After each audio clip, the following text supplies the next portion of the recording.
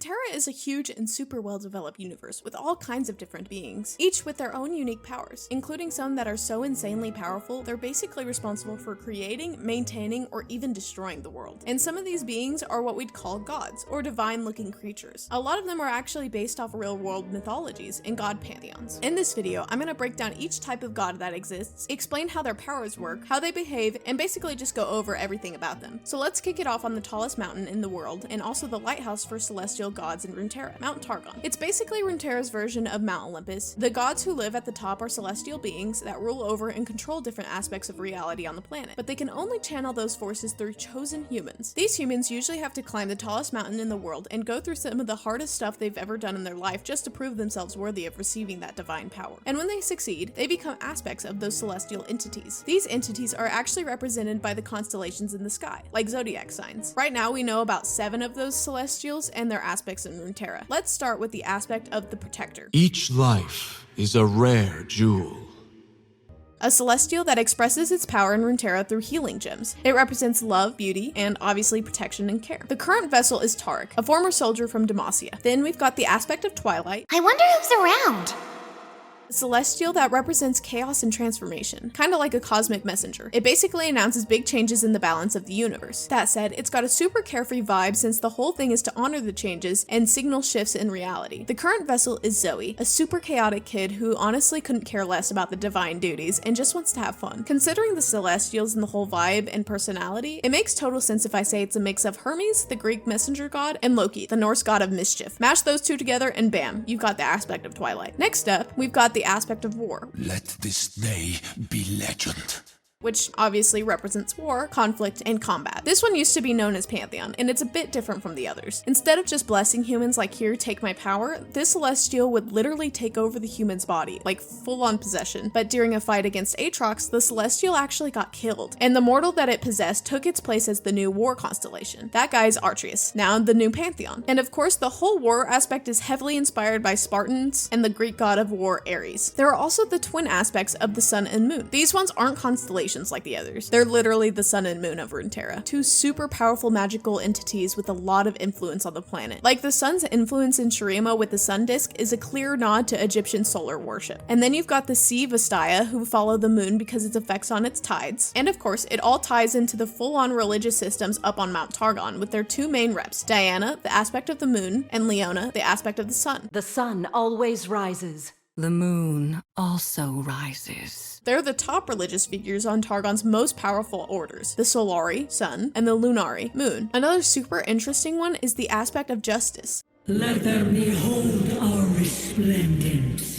Which has 3 different vessels at the same time, since justice is a complex, subjective concept that people interpret in all kinds of ways. The first aspect was a woman named Mahira, who climbed Mount Targon while she was pregnant with twins. When she was chosen, her daughters Kael and Morgana were born. Much later, they inherited their mother's divine power, which is when Mahira ascended beyond just being an aspect and became something way above that. So now we've got 2 aspects of justice. Kael represents absolute justice and punishment. Basically, the crime equals punishment no matter what kind of justice. The whole good criminal is a dead criminal kind of thing. Meanwhile, Morgana represents a more moral, emotional version of justice. She wants the criminal to feel pain that they caused their victim, hoping it helps them understand and maybe even regret what they did. It's a way more empathetic view, trying to make people reflect instead of just punishing them. They're both inspired by the Greek goddess of justice, Themis. I think that's how you say it. Kael even has a skin that references her with the classic blindfold and scaled look. As for Mahira, Kael and Morgana's mom, we don't know a ton about her lore-wise. She shows up in 2 different forms. One is a totally shapeless celestial form, like those biblically accurate angels, which kind of shows that she transcended and became the living embodiment for justice itself. That might mean Kael and Morgana aren't full representations of justice, just 2 different types. Then there's her more human-like form. Still has a bunch of wings and definitely divine looking, but is way more grounded. She used this form when she visited Morgana, who had rejected her divine side and stayed more connected with the human world. Mahira respected that, and that's why she had chose to appear in a more human way, trying to reconnect with her daughter, even just a little. Now moving on to another aspect aspect, there's one who isn't even a champion, at least not yet, and that's Tiari, the aspect of the traveler. My journey begins here and ends at the top. Tiari used to be a mountain guide for Targon, helping people climb it, and during one of those trips, he just happened to reach the top and become the aspect of the traveler, and that's pretty much it. So that wraps up the aspects. But now let's move on to another category of cosmic level divine beings, the Celestials. That's basically a term from any being that comes from outside of Runeterra, like aliens basically. These beings are still super mysterious, since most of them act in completely different ways, and hard to even classify. Some vary a lot in shape and form, like the dragon constellations we see in Runeterra. Anyway, we currently have 3 Celestials in League: Bard, Soraka, and Aurelion. So let's talk about them. Every step,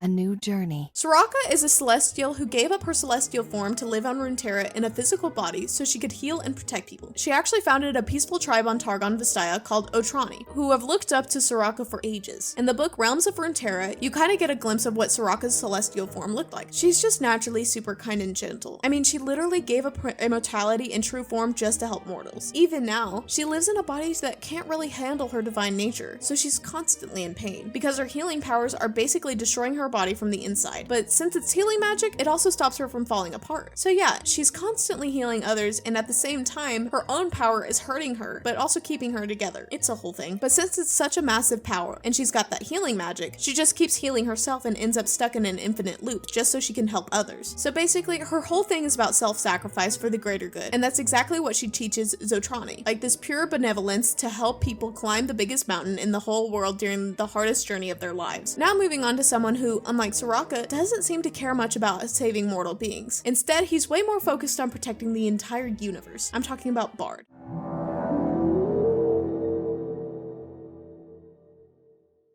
Bard is a cosmic being that's as powerful as he is mysterious. He's a weird creature that zooms around the cosmos and between dimensions at insane speeds. He creates these portals that are like gateways between realities, and works to preserve the artifacts, and basically anything that keeps the balance in the universe. In Runeterra, he's seen as some sort of messenger entity. When he shows up, it's a sign that something universe-threatening is happening. He used his magic to do whatever it takes to protect the universe. A lot of people see Bard as more of a mythical or folkloric figure than some kind of god, but make no mistake, he's a Celestial, and he uses his power for the greater good. Unlike Soraka, who cares about every single life form, Bard only gets involved when something huge is at stake. Like, damn, this is gonna wipe out entire planets kind of stuff. Then he steps in. You can see that in his champion reveal cinematic. During the Inoxian invasion, this artifact is about to fall into the wrong hands, and Bard just shows up to grab it. He doesn't give a damn about the human suffering during war, he just goes straight for the artifact. And now, the last one, a being who's way bigger than anything else in Runeterra, Aurelion's soul. My stars shine for all. He's easily one of the most important Celestials in all of League's universe. Yes, he's the guy who literally forged most of the stars and celestial bodies across the cosmos. Runeterra is just one of them. Aurelion's this divine being who's so huge and powerful that everything looks tiny next to him. The dude's literally bigger than a galaxy, no joke. And yeah, he's actually the origin of dragons in Runeterra. Every creature that even remotely resembles a dragon came from the oldest and most powerful celestial dragon, him. Now technically that's not exactly how it went down. When Aurelion first took on that form, dragons didn't exist yet. So he kind of made up the whole idea of what a dragon is. And then all the other dragons that came after sort of modeled themselves after him. Like lower life forms trying to imitate higher life, you know? Anyway, he's insanely badass. In his lore, he talks about how because of his arrogance, which to be fair he earned, because the dude is better than everyone else, he got tricked by the gods of Targon into wearing a crown. That crown basically works like a leash. Since then, Targon's been using Aurelion in all sorts of ways, whether it's to fight the Void, which is a major threat in Runeterra, or to harness his celestial knowledge and create all kinds of powerful stuff. One of the most famous things that they made using that power is the Sun Disk of Shurima. It's an ancient artifact made with celestial and solar magic, and it basically became the ultimate symbol of the biggest, most powerful empire Runeterra ever had at the time. And just like the ancient Shurima used to be super influential on Runeterra, you can be super influential on my channel by dropping a like, sharing the video, and subscribing. Let's move on to the next topic, the warrior gods of Shurima, the Ascended. The Sun Disk has always been, and always will be, the biggest divine symbol of power and conquest in Shurima.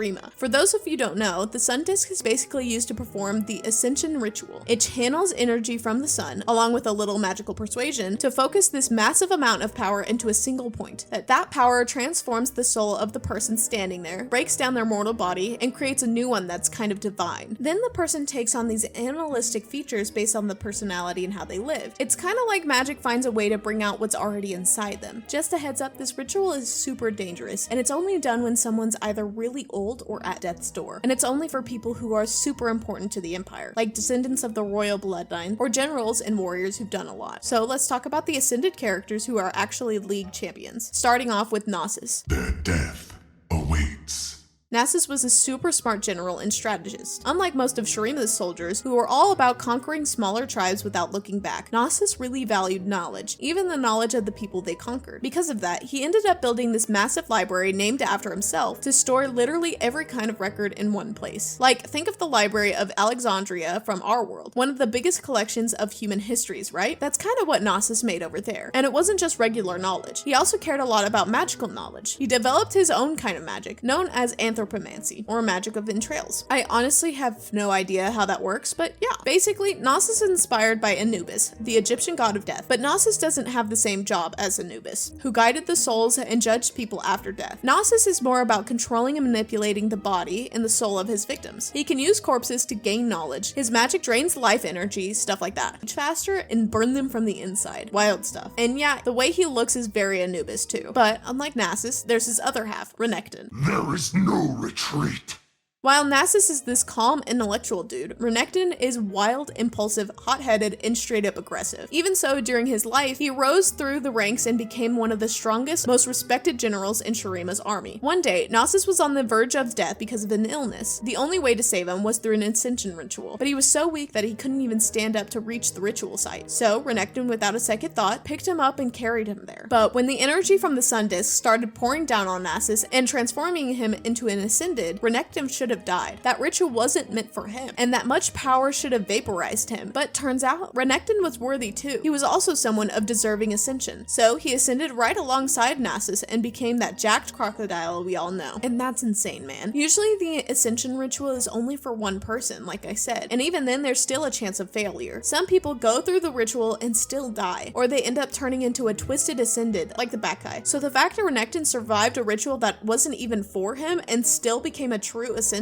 that's badass. This whole thing of Renekton surviving the ascension inspired one of the biggest, most catastrophic events in Runeterra's history, the failed ascension of Azir. When Emperor Azir decided he wanted to become an ascended, his childhood friend and advisor Xerath betrayed him to steal the place in the ritual. That betrayal triggered the fall of Shurima. Azir was turned to dust, and Xerath forced the ritual onto himself. Now, because the ritual wasn't meant for him, and because Xerath was a horrible person, full of hatred, completely unworthy, and also a practitioner of dark magic, his body didn't get reconstructed into a divine ascended form. Instead, he turned into a monstrous figure made entirely of raw arcane energy. And then Renekton ended up sacrificing himself to seal Xerath away. He used a sarcophagus to contain Xerath's power, but that actually ended up saving Xerath too. If he had stayed in that form, he would have just dissolved into the air. Literally pure mana just fading away until nothing was left. So yeah, after all that chaos, that's when Shurima completely collapsed. The sun disk came crashing down, the capital turned to dust, and Renekton got trapped with Xerath for a millennia. Thousands of years went by, and thanks to another betrayal, the Empire started to rise again. This all kicked off when Sivir, who's actually Azir's last descendant, got stabbed in the back by Cassiopeia and left to die. Her blood basically triggered Azir's spirit to resurrect. He came back fully reborn and ascended in a brand new body as this golden hawk looking dude, with this crazy power to control the desert however he wants. That's when the Shuriman Empire started rising again. And that wraps up the story of the Ascended, because there's no League champ that's a bad guy. But there is another type of Ascended. These are the ones who are fighting the Void, ended up getting corrupted and going completely insane. They messed with blood magic, changed their bodies, and turned into something way more demonic than divine. These twisted beings became known as the Darkin. Darkin, by the way, means fallen god in ancient Shuriman, which fits perfectly. At the peak of their madness, they were out here consuming people, enslaving entire populations. And then came the Great Darkin War. Basically, the Darkin were just out there causing chaos across the whole world, and everyone else was just trying to stop them. It got so bad, almost apocalyptic levels, that the previous aspect of Twilight, the one before Zoe, had to step in. She came up with the trap to seal all the surviving Darkin inside their own weapons. So yeah, she doomed them to an eternity of torture, stuck in their weaker bodies that they once had, needing to basically possess the bodies of humans who came in contact with their weapons just to have a bit of freedom. In Runeterra lore, there are tons of Darkin sealed in all kinds of weapons. Like you've got swords, shields, and even a heart. And the bodies they possess, all kinds. Now, in League, there are a few Darkin champions. The most recent one is Nefiri. Coordination, not chaos. was a darkened dagger that got wielded by an entire pack of wolves in the Shuriman Desert. Now, instead of possessing just one person, it became a whole pack. Then there's Varus, No heart binds me. who was sealed in a magical pit in Ionia until a desperate couple of hunters ended up fusing with him, creating a single body out of 3 people. Kind of the opposite of Neferi, where instead of one becoming many, many became one. We've also got Rost, Their screams thrill me.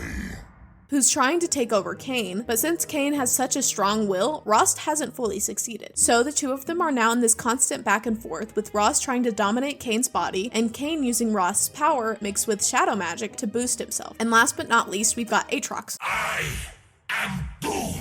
If anyone touches his sword, he just takes over their body instantly. He beat the aspect of war in a straight up 1v1, and it took both Morgana and Kael teaming up just to stand a chance. And keep in mind, he wasn't even in his prime. He was using some random human body he possessed. The only Darkin that can go toe to toe with Aatrox is Zolani. Hush, my child. Be at peace.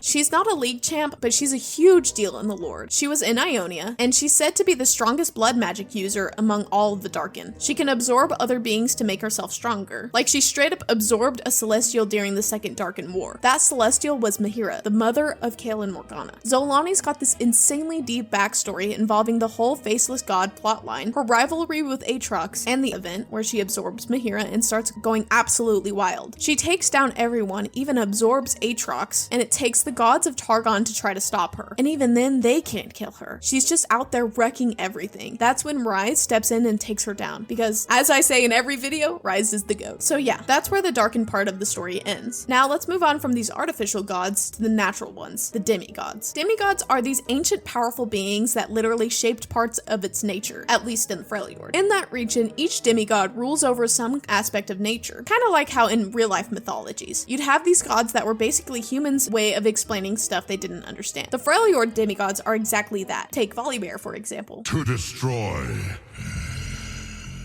is to free. Also known as Valhyr in the old Freljordian tongue. He's the demigod of thunder and storms. But beyond just representing storms, he also stands for raw savagery, brutality, and violence. Then there's Anivia, Let's soar.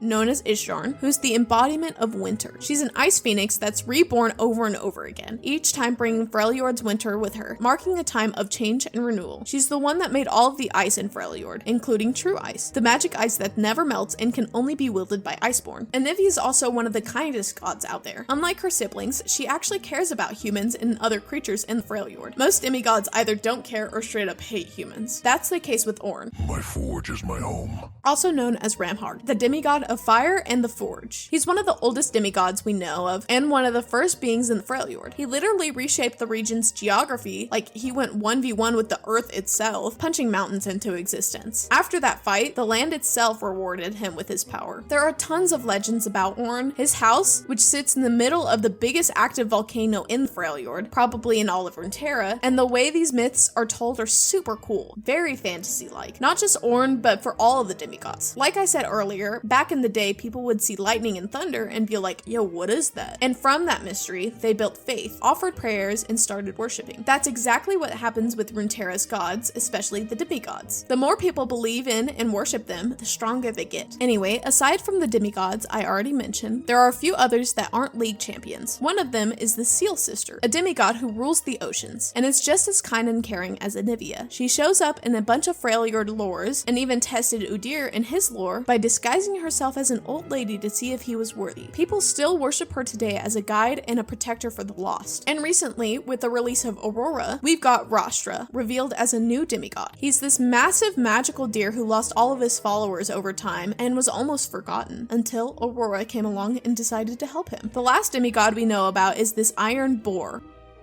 He was worshipped by Trendemir's old tribe, and honestly, that's all we know about him. But aside from him, there are a bunch of other demigods that, unfortunately, we just don't have the info on right now. Moving on, let's talk about the spirits. There are all kinds of spirits, and the wiki splits them into regular spirits and god spirits, or divine spirits. And that's what I'm going to talk about here, obviously. One thing I forgot to mention back in the demigod part was that demigods are actually divine spirits too. So like when you take any divine spirit that I'm going to talk about, and Volibear for example, they're basically the same kind of being. I just decided decided to split them up, because the demigods are only from Freljord, while divine spirits are spread all over the place. And like the demigods, a lot of these spirits represent forces of nature. One of them, for example, is Jana, With ease. who used to be a Shuriman wind spirit. People used to worship her for guiding ships and sailors through storms. So she was seen as this kind, protective goddess, basically a guide, often symbolized as a bird. The place where she was most worshipped was Orsha Vazon, a city on the Valoran Shurima Peninsula that kept getting more influential thanks to its geographic position and popular trade routes. But over time, with a lot of segregation and inequality, the city got more and more divided until it eventually split into two. Piltover became the rich part, and Zon became the poor one. With that, Jana kind of got forgotten for a while, with her temples being abandoned or destroyed thanks to Piltover's insane progress, until eventually Zon turned into the mess that it is today, full of toxic gas, garbage, and all that nasty stuff. And that's when the people of Zon ended up begging for clean air, which made them find in Jana exactly what they needed: someone to protect them and give them something as basic as clean air, something most people in Zon didn't have. But leaving that hellhole aside, there's another place that's super tied to spirits because of its strong connection to the spirit realm, and that's Ionia. It's a region soaked in spiritual energy since its earliest days of Runeterra, and over there you'll find all kinds of spirits, from the super kind and chill ones to the evil, twisted Azakana and demons. Among all of these spirits, there's one that tries to keep the balance between them all, and that's Ionia's own spirit, an entity known as Karma. Never again will I sit idle. This spirit manifests in Ionia through enlightened individuals who are deeply connected to spiritual magic. Through them, the spirit of Karma is able to be reborn from time to time, creating a bridge between two worlds to maintain balance. Right now, the person who holds that spirit is a human named Dara. So yeah, the Karma we see in League today, that's Dara. Now let's talk about a way older and way more influential spirit, Kindred, and the masked gods of death. Never one.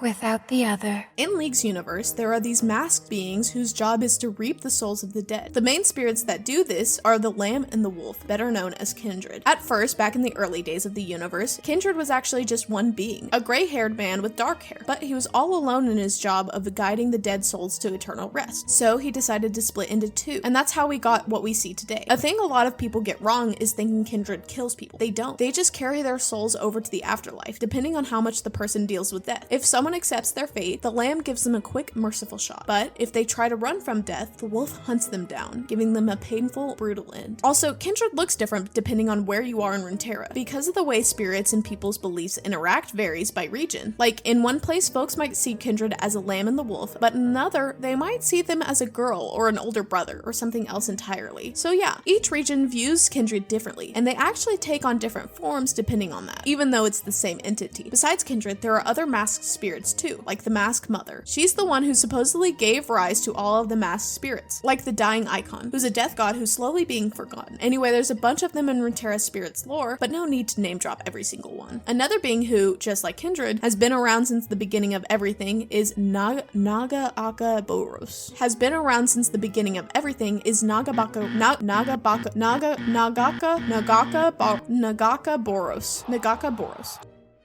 She's this super influential goddess who governs not just the movement of people in their lives, but possibly the movement of the entire universe itself. She's a spirit that constantly tests people if they can overcome challenges and keep fighting. I have to say it again. Most of what we know about Nagabaka Boros is still kind of hypothetical. Basically, she's believed to be the source of almost all sea monsters in the waters around Bilgewater. And she's also got a strong connection to the spirit world. Not only is she an incredibly powerful spiritual being, possibly the most developed goddess in all of Runeterra, she's also tied in the concept of constant growth since the beginning of time. Plus, she can manipulate other living beings' spirits. That's basically what Alawi does when she pulls someone's soul out, you know? That's testing their spirit. And speaking of Alawi, Chase what is desired. she's a representative of the Buru tribe, which is a tribe that worships Nagakaboros. She's kind of like the high priestess of that religion. But now, there are some beings that are even older than everyone I've mentioned so far. Their existence goes back when there was literally nothing, just the void. In this nothingness, some beings were there, kind of, not existing. They didn't have a physical form, and they weren't even aware of themselves until something appeared in the middle of all that darkness, reality itself. And just the presence of something real woke these beings up. Completely disturbed by the pulse of matter, they decided to go back to the peace they once had. They'd need to obliterate everything that exists. Not exactly a small job, so they started communicating through mortal dreams, and that's when they started being called the Watchers. One of these mortals, known as Lysandra, There will be no Thor.